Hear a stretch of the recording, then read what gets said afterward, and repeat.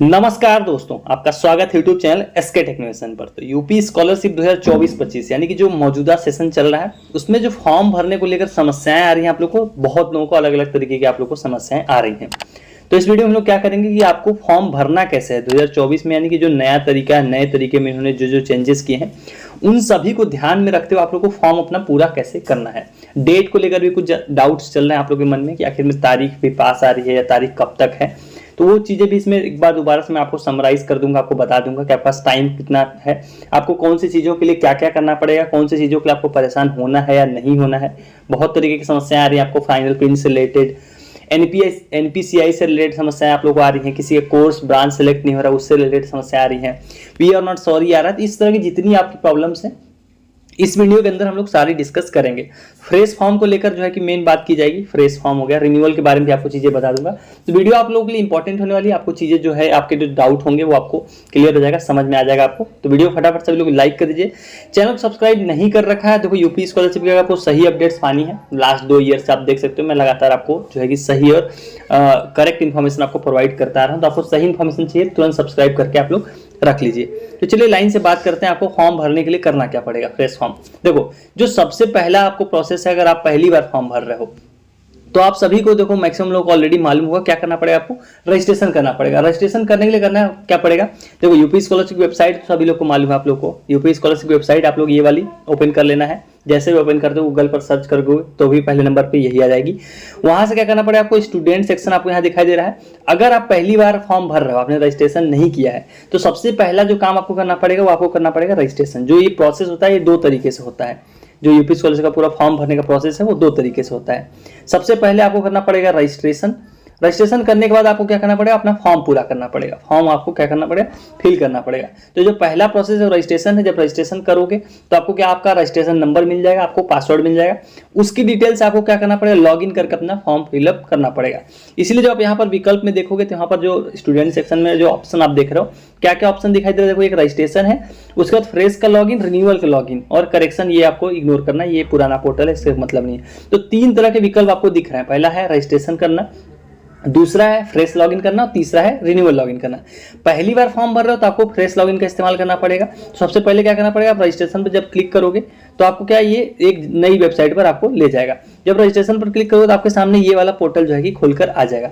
अब यहाँ पर आपको अपना कैटेगरी आपका जो भी है, जिस वर्ग से आप बिलोंग करते हो, OBC, general, SC, ST, minority, उस हिसाब से हर क्लासेस के लिए यहाँ पर लिंक दी हुई है। जैसे प्री मैट्रिक यानी कि 9वीं 10वीं के लिए अगर आप हो तो प्री मैट्रिक वाली लिंक आप लोग के लिए होगी।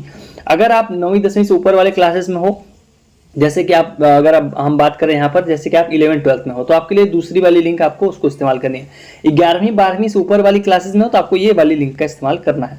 तो इस लिंक का इस्तेमाल करके आप क्या कर सकते हो, आप कर सकते हो फ्रेश रजिस्ट्रेशन। आपने अगर पहले नहीं किया है, पहली बार कर रहे हो तो फ्रेश रजिस्ट्रेशन करना बहुत ही आसान है, सिंपल। आप इस पर क्लिक करोगे, कुछ डिटेल्स यहाँ पर मांगेगा, जो जनरल डिटेल्स होती हैं आपके स्कूल कॉलेज से रिलेटेड, और जिला आपका कौन सा, ये सारी डिटेल। तो इसको आप फिलअप करके जो है कि जनरेट ओटीपी करके आप सिंपल जो है कि रजिस्ट्रेशन कर सकते हो, ज़्यादा बड़ा प्रोसेस नहीं है।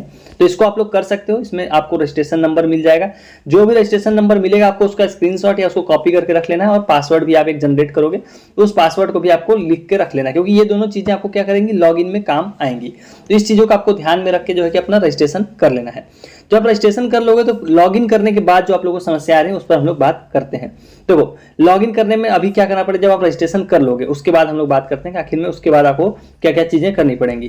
तो यहाँ पर आपको क्या करना पड़ेगा, जब आप है कि आपके पास रजिस्ट्रेशन नंबर होगा, आपके पास पासवर्ड होगा, उसके बाद आपको क्या करना पड़ेगा, हम दोबारा से उस जगह उस वेबसाइट पे चलते हैं और आपको दोबारा मैं दिखाता हूँ कि वहाँ पे आपको लॉगिन करने के बाद जो है कि चीजें क्या क्या करनी पड़ेंगी। तो देखो आपको दोबारा उसी जो है कि बैक कई बार नहीं काम करेगा, 3-4 बार आप करोगे तब होगा, क्योंकि इन्होंने जो है कि बैक को डिसेबल कर देते हैं। तो जब आप रजिस्ट्रेशन कर लोगे उसके बाद क्या करना पड़ेगा, स्टूडेंट सेक्शन पर जाना है, क्योंकि आप पहली बार कर रहे हो, फॉर्म भर रहे हो, तो आपको किस लिंक का इस्तेमाल करना है, फ्रेश लॉगिन वाली लिंक का। देखो जब आप इस पर टैप करोगे तो आपके सामने देखो इस तरह से 3 URL दोबारा आ जाएंगे। अगर आप 9वीं 10वीं के छात्र हो तो आप इसका इस्तेमाल करोगे, अगर आप 11वीं 12वीं में सेकंड वाले का करोगे, और अगर आप 11वीं 12वीं से ऊपर वाली क्लासेस में हो, मतलब आप कोई कोर्स कर रहे हो अंडर ग्रेजुएट पोस्ट ग्रेजुएट का, तो आपको तीसरी वाली लिंक का इस्तेमाल करना है। आपने रजिस्ट्रेशन कर लिया, अब आपको क्या करना पड़ेगा, जो मैंने आपको बताया सेम उसी तरीके से इनमें से जो आपका करेक्ट URL है, आप जिस क्लास में जिस हिसाब से पढ़ते हो उसका इस्तेमाल करना पड़ेगा। जैसे अगर आप post matric other than intermediate हो तो आप इस पर क्लिक करोगे तो आपके सामने देखो ये वाला पोर्टल खुलकर आ जाएगा। अब देखो जो रजिस्ट्रेशन संख्या मैंने आपको बताया था कि रजिस्ट्रेशन आपने अगर किया होगा तो आपके सामने रजिस्ट्रेशन नंबर और पासवर्ड होगा। अब देखो जब आप लॉगिन पे क्लिक करोगे फॉर्म पूरा करने के लिए, ये आप जो देख रहे हो अभी ये क्या है, स्टेप नंबर 2 है। स्टेप नंबर 1 था रजिस्ट्रेशन करना, जो कि आसान है, उसमें किसी तरह की दिक्कतें ज़्यादातर लोगों को नहीं आ रही हैं, तो आपको भी कोई दिक्कत नहीं आएगी, वो आप इजीली कर सकते हो, बस आपके पास जानकारी पूरी होनी चाहिए। स्टेप 2 में क्या करना पड़ेगा, वही सेम रजिस्ट्रेशन नंबर जो आपके पास रजिस्ट्रेशन नंबर है वो यहाँ पर आपको फिल करना है। मोबाइल नंबर आप नहीं भी फिल करोगे यहाँ पर डिटेल में तो भी लॉगिन हो जाएगा, कोई दिक्कत नहीं है। यहाँ पर आपको पासवर्ड अपना डाल देना है, यहाँ पर रजिस्ट्रेशन नंबर डाल देना, ये वाला कैप्चा जो देख रहे हो यहाँ डाल के जो है कि लॉगिन पे क्लिक करना है। तो आइए डिटेल्स में भर के लॉगिन करके आपको दिखाता हूँ, वहाँ भी जो आपको समस्या आ रही है उस पर भी हम लोग फिर बात करते हैं। तो सही डिटेल्स भर के आप जैसे सबमिट पे क्लिक करोगे आपके सामने इस तरीके का पेज ओपन होकर आ जाएगा। तो ये है असली फॉर्म जिसमें आपको चीज़ें जो है कि करनी पड़ेंगी। अब यहाँ पर आपको क्या करना पड़ेगा, देखो इस तरीके की आपके सामने इंटरफेस खुलकर आ जाएगा। अब यहाँ पर आपको ये 3 लाइन दिख रही है, आपको इस पर क्लिक कर लेना है और जो सबसे पहला काम आपको करना पड़ेगा वो क्या करना पड़ेगा, आपको आवेदन पत्र भरने का काम शुरू करना पड़ेगा। देखो सबसे पहले तो आपको वैसे देखना पड़ेगा डिजी लॉकर से जो सत्यापन है ये आपको करना पड़ेगा, आपने अगर पहले नहीं किया होगा तो। कुछ प्री रिक्वेस्ट साइट है, मतलब आपको फॉर्म भरने के पहले कुछ चीजें करनी पड़ेंगी। कुछ चीजों में क्या करना पड़ेगा आपको, पहला काम तो यही है कि आपको NPCI अपना चेक करना पड़ेगा ऑनलाइन, ये मैं स्टार्टिंग बताना भूल गया। NPCI जो है कि आप ऑनलाइन गूगल पर सर्च करोगे तो भी मिल जाएगा, मतलब आपका जो है कि जो बैंक है वो आपके जो है कि मैप है या नहीं आपके आधार से, उसको बोलते हैं NPCI। तो ये चेक कर लेना, नहीं है तो आपको इसको करा लेना है, पहला काम ये है। दूसरा काम आपका डिजी लॉकर जो है कि एक गवर्नमेंट का एप्लीकेशन है, आप में से मैक्सिमम लोग जानते होंगे। डिजी लॉकर में आपका जो है कि आधार से जितने भी आपके सर्टिफिकेट हैं, डॉक्यूमेंट हो, सारे फेस हो जाते हैं। तो वो लोग फॉर्म भरने में इसी का इस्तेमाल कर रहे हैं ताकि जो डॉक्यूमेंट हो सारा वेरिफिकेशन ऑनलाइन ही हो सके। तो इसका भी अगर आपने रजिस्ट्रेशन नहीं किया तो वो भी कर लेना है, क्योंकि उसकी ज़रूरत पड़ेगी। जब आप यहाँ पर देखो रजिस्ट्रेशन कर चुके हो ऑलरेडी, आप सेकेंड स्टेप भी कर चुके हो, थर्ड में जो है डिजी लॉकर से सत्यापन करना, तो उसके लिए आपको ये डिजी लॉकर वाला चीज़ जो है कि काम आएगा। वहाँ पर आपसे 6 डिजिट का कोड भी मांगेंगे, तो डिजी लॉकर भी आपको जो है कि करके रख लेना है। डिजी लॉकर करने के लिए भी कुछ नहीं चाहिए होता है, उस पर भी वीडियो मैंने ऑलरेडी बना रखी है, मैं डिस्क्रिप्शन में दे दूंगा, आप उसको देख लेना कि कैसे करना है। उसमें आधार नंबर लगता है और आधार से जो आपको मोबाइल नंबर जुड़ा है उसका OTP चाहिए होगा और इजीली आप लोग कर सकते हो। तो ये दोनों चीज़ें आपको करके रख लेनी, तभी आप लोग फॉर्म पूरा कर पाओगे।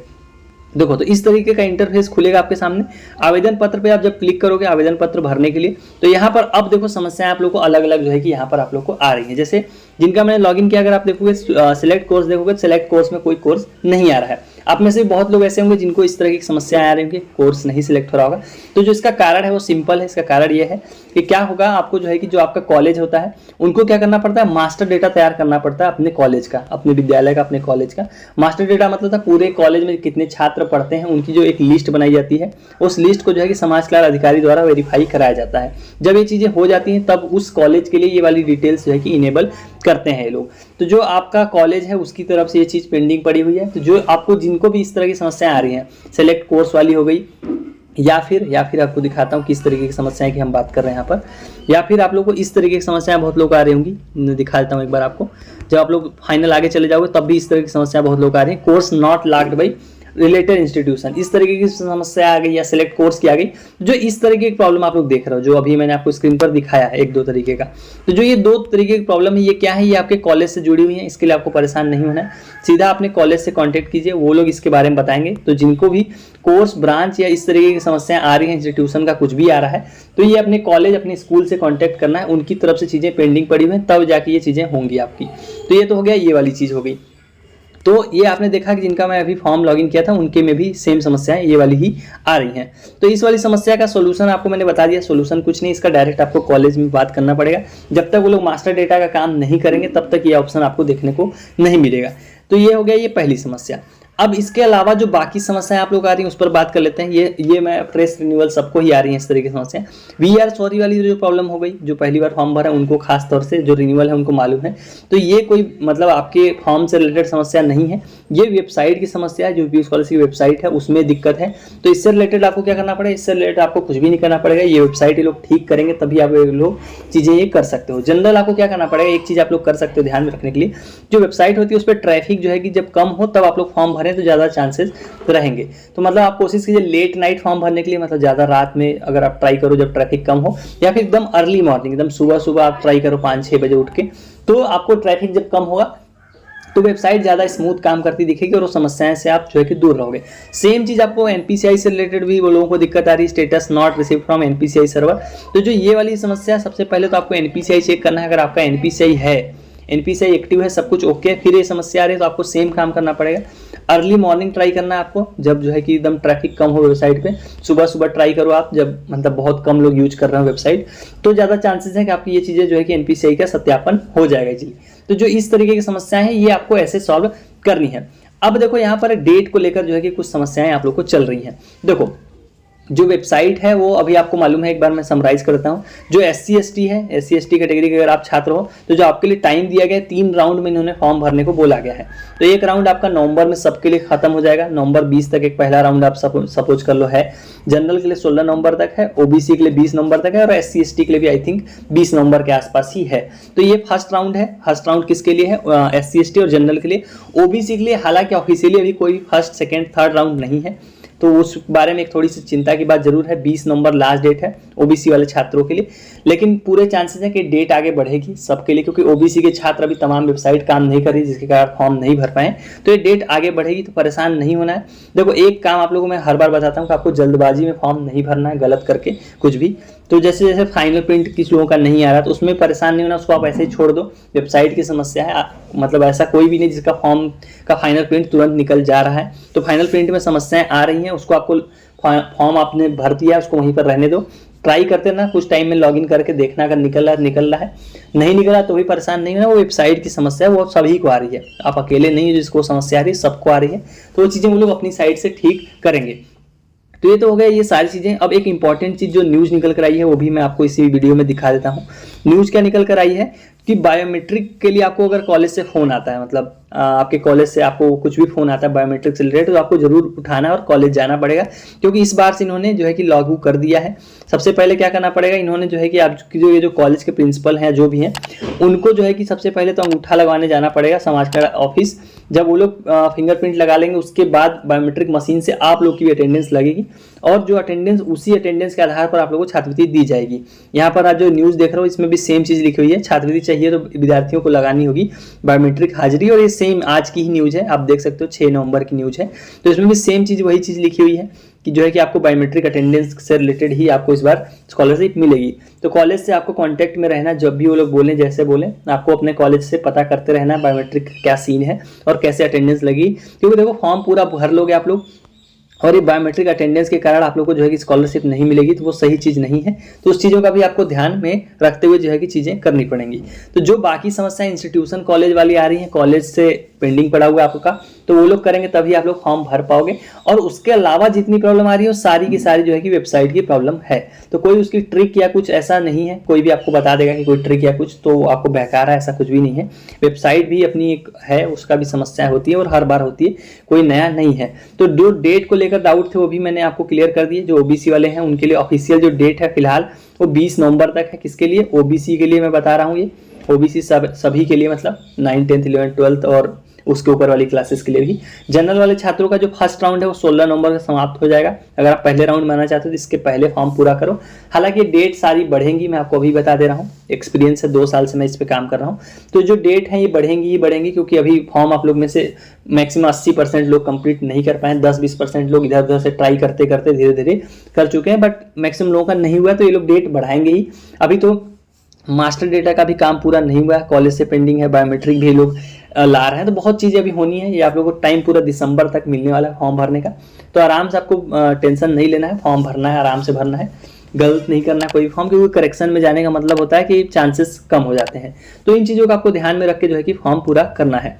तो ये मैंने आपको एक लॉगिन भी करके दिखा दी, समस्या थी। अब ये वाली जब समस्या खत्म हो जाएगा, अभी मेरे पास कोई लॉगिन आईडी आप में से किसी की अगर मिलती है जिनका फॉर्म मैं पूरा कर सकूं, तो आपको जरूर नेक्स्ट वीडियो में आपको रिन्यूअल और फ्रेश दोनों का ही दिखाऊंगा कि आपको फॉर्म में कहाँ क्या करना है और किस गलती से आपको जो है कि बचते रहना है। तो चलिए गाइस, इस वाली वीडियो में इतना ही।